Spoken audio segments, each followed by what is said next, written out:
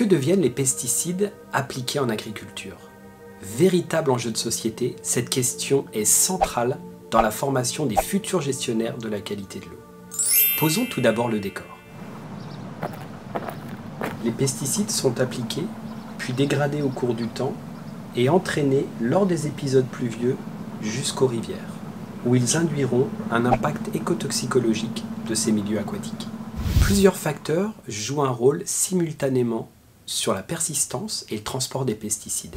C'est un système complexe qui dépend des molécules, du milieu et du climat. Quel est l'impact de ces processus sur la persistance et le transport des pesticides?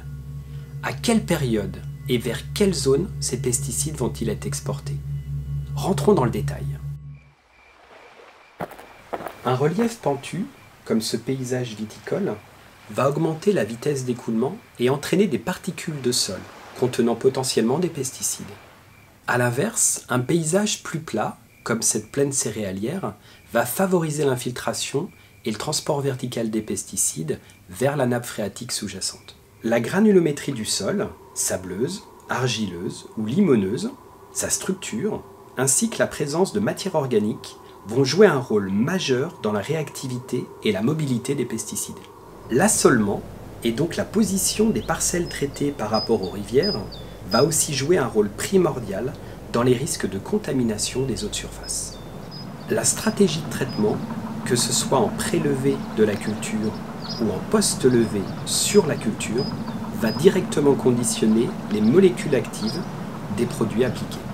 Or, chaque molécule a des propriétés spécifiques en termes de persistance, de solubilité ou d'affinité avec les sols.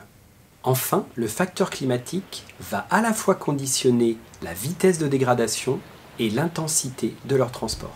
Vous souhaitez en savoir plus? L'ENGES propose la formation continue à distance, comment appréhender la complexité du devenir des pesticides au sein des agrosystèmes. Ce module de formation est structuré autour de 6 questions clés. L'application, la persistance, le transport, les modes d'entrée des pesticides, le niveau d'exposition des rivières et l'impact écotoxicologique associé. Cette formation propose d'expérimenter l'impact de chaque facteur au sein d'un paysage virtuel.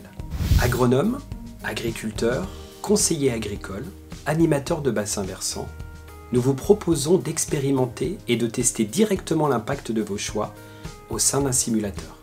Étudiants en master, élèves ingénieurs, responsables en charge de la qualité des eaux, avec le modèle PestIso, vous pourrez découvrir le potentiel des signatures isotopiques des éléments qui constituent les pesticides, et ainsi affiner votre diagnostic de leur persistance au sein des agrosystèmes. Et pour tous les détails pratiques, rendez-vous sur le site de la formation continue de l'ENGES.